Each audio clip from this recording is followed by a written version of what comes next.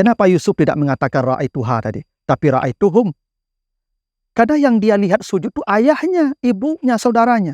Dan dia tidak mungkin berkata kepada ayahnya, saya lihat engkau, ibu, dan saudara saya sujud kepada saya.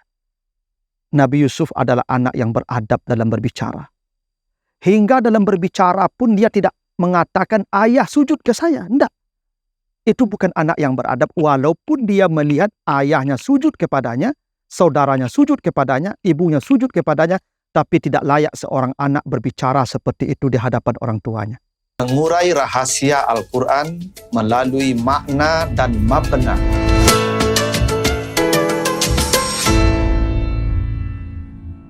Assalamualaikum warahmatullahi wabarakatuh.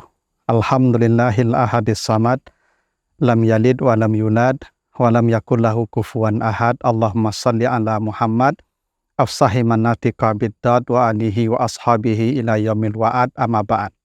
Para pemirsa program Makna dan Mabna yang dimuliakan Allah, kembali kita lanjutkan bahasan kita tentang struktur dan bangunan kata dan kalimat di dalam Al-Quran, serta makna dan pesan di balik bangunan dan struktur kata dan kalimat di dalam ayat-ayatnya tersebut.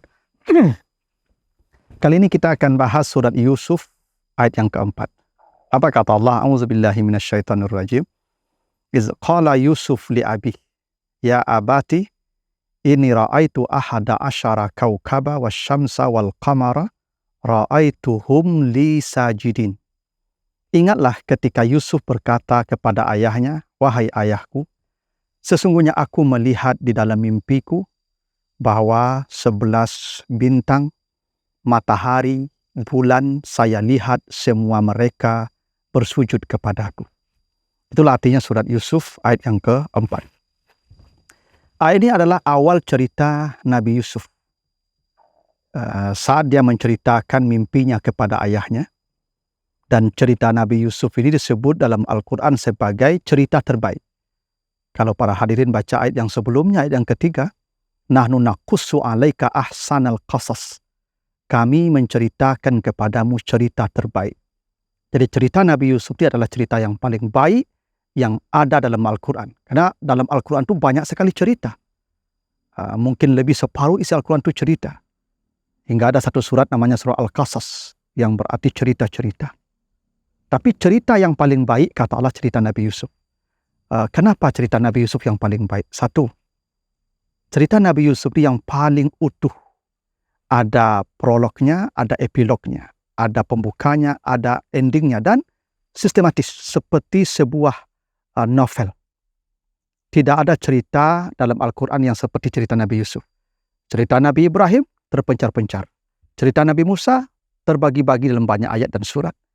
Cerita Nabi Adam juga begitu. Cerita Nabi Isa juga begitu. Hanya cerita Nabi Yusuf yang utuh dan sistematis. Seperti halnya novel dari mulai awal sampai akhir.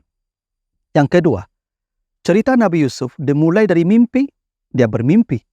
Dia ceritakan mimpinya kepada ayahnya. Bahwa ada matahari, ada bulan, ada bintang, ada yang sujud kepadanya. Awal cerita itu mimpi. Dan ending ceritanya adalah mimpi yang menjadi kenyataan. Jadi ada mimpi di awal, ada mimpi di tengah. Mimpi di tengah itu nanti ada teman-temannya yang masuk penjara yang bermimpi. Ada raja yang bermimpi melihat 7 sapi gemuk dimakan 7 sapi kurus dan seterusnya. Jadi ada mimpi di awal, ada mimpi di tengah, dan ada mimpi di akhir. Dan ada mimpi yang jadi kenyataan. Berikutnya, kenapa cerita Nabi Yusuf disebut cerita terbaik? Karena tokohnya paling lengkap. Ada anak, ada ayah, ada saudara, ada suami, Zulekha dan suaminya, ada istri, ada raja, ada rakyat, ada teman, ya Nabi Yusuf dan teman dalam penjara. Tidak ada tokoh selengkap kisah Nabi Yusuf dari semua kisah yang ada dalam Al-Quran. Bahkan ada satu tokoh yang unik, yaitu baju. Jadi baju Yusuf itu unik, dia menjadi tokoh khusus. Baju Yusuf dulu dipakai untuk berbohong oleh saudaranya. Ketika Yusuf dicampakkan ke sumur, diambil darah, dilumuri baju Yusuf, dan ini dipakai untuk berbohong bahwa Yusuf dimakan serigala. Ini buktinya. Tapi baju ini kemudian menjadi alat membuka kebohongan. Ketika Zulekha hendak berbuat sesuatu kepada Yusuf, Yusuf lari menyelamatkan diri, ditariklah baju Yusuf dari belakang. Maka kemudian Yusuf menuduh Zulekha hendak memperkosanya. Maka ada saksi. Bila baju Yusuf sobek di depan, Yusuf salah. Bila sobek di belakang, Zulekha yang salah. Ternyata baju Yusuf sobek di belakang, maka terbukalah kebohongan Zulekha. Dulu baju alat berbohong, sekarang baju sarana membuka kebohongan. Dulu baju Yusuf membuat mata ayahnya buta. Karena melihat bajunya berlumuran darah, maka buta matanya. Di ujung cerita, baju Yusuf juga yang membuka mata ayahnya. Kata Yusuf, bawa baju saya dan usapkan ke wajah ayah. Maka penglihatannya kembali. Dan cerita Yusuf ini adalah gambaran tentang perjalanan hidup yang datang bahagia silih berganti.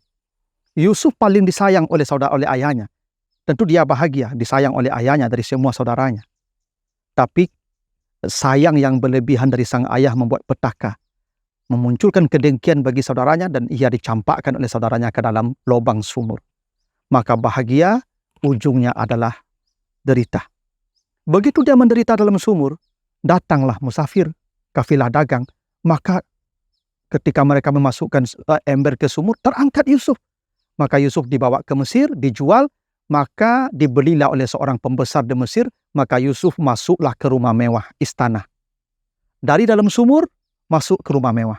Dari derita menuju bahagia. Bahagia Yusuf dalam rumah mewah, iya. Karena mungkin fasilitasnya mewah. Tapi apa hendak dikata, yang punya rumah pun jatuh cinta kepada kita. Karena kegagahan Yusuf, maka akhirnya Yusuf dijebloskan ke penjara. Andai Yusuf tidak masuk ke rumah mewah, tentu dia akan ke penjara.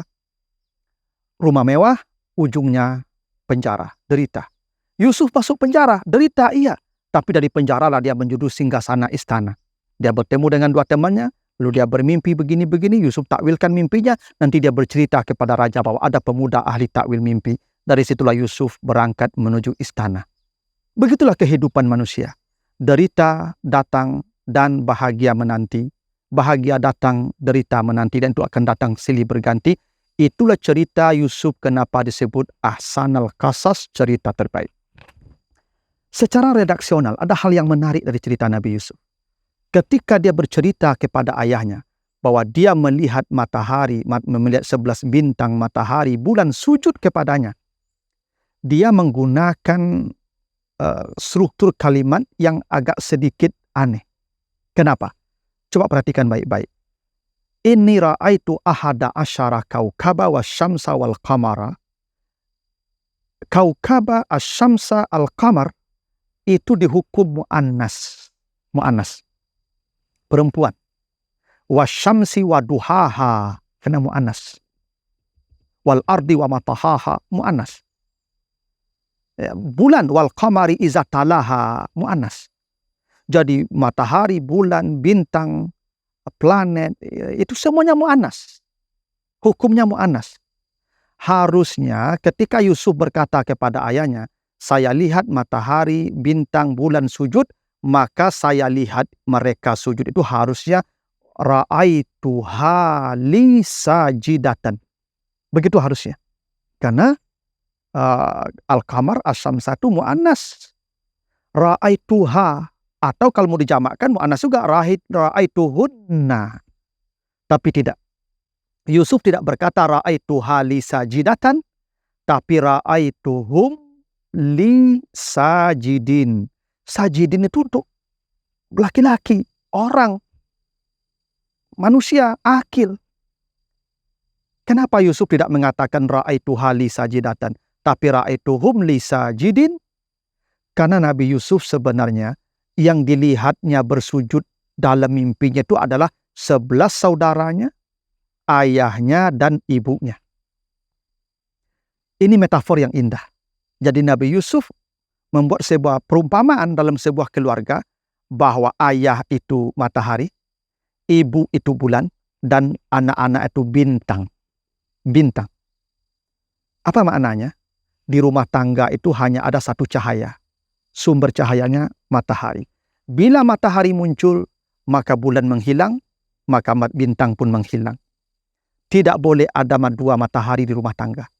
Perintah hanya ada perintah suami sebagai matahari. Perintah ayah sebagai matahari. Ibu sebagai bulan tidak boleh memerintah yang berbeda dengan perintah matahari. Ibu hanya meneruskan perintah ayah. Itu kenapa bulan tidak punya cahaya. Bulan cahayanya cahaya matahari. Dan bulan hanya mengeluarkan cahaya ketika matahari tidak ada. Karena begitu matahari muncul, cahaya bulan hilang. Karena cahaya bulan itu cahaya matahari. Karena itu Anda para istri, para ibu harus mengerti bahwa tidak ada cahaya kecuali cahaya matahari di rumah itu. Dan cahaya bulan baru muncul kalau mataharinya tidak ada. Tidak boleh bulan mengambil alih kekuasaan matahari. Begitulah struktur di rumah tangga. Dan anak sama, cahaya yang tidak boleh muncul ketika cahaya matahari muncul. Itu sebuah metafor yang indah. Nabi Yusuf membuat sebuah perumpamaan dalam keluarga itu. Ada matahari yang menjadi sumber cahaya. Ada bulan yang bisa menggantikan matahari ketika dia tidak ada, tapi cahayanya tidak menyengat.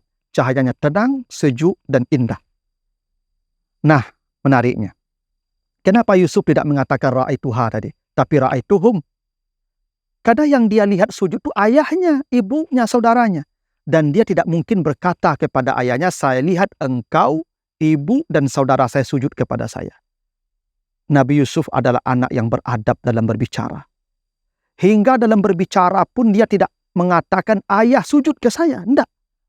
Itu bukan anak yang beradab walaupun dia melihat ayahnya sujud kepadanya, saudaranya sujud kepadanya, ibunya sujud kepadanya, tapi tidak layak seorang anak berbicara seperti itu di hadapan orang tuanya.